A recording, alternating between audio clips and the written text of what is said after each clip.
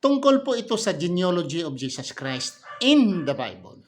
Kung babasahin mo sa Mateo 5:16, mula dito basahin mo dito, mula kay Jesus, paakyat kay Jose, Jacob.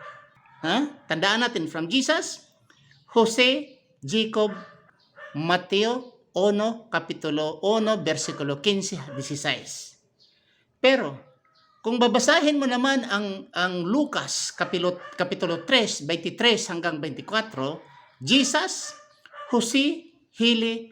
Sino ang tatay ni Jesus? Dito sa Mateo, si Jose. Sino ang tatay ni Jose? Si Jacob. Ang tatay ni Jose, ni Joseph, si Jacob. Yan ang sa Mateo. Kung basahin mo sa Lucas, ang tatay ni Jesus, si Jose. Tapos ang tatay naman ni Jose, si Hili. Dito nag-iba sa ibang linya. Jacob, ang tatay ni si Joseph, si Jacob. Dito sa Mateo, ang tatay ni Jose, dito sa Lucas, si Hili. Sa Lucas 3:23-24, si Jacob at si Hili pareho ba? Both mali. Itong dalawa ay talagang windang-windang dahil si Kristo ay wala namang tatay.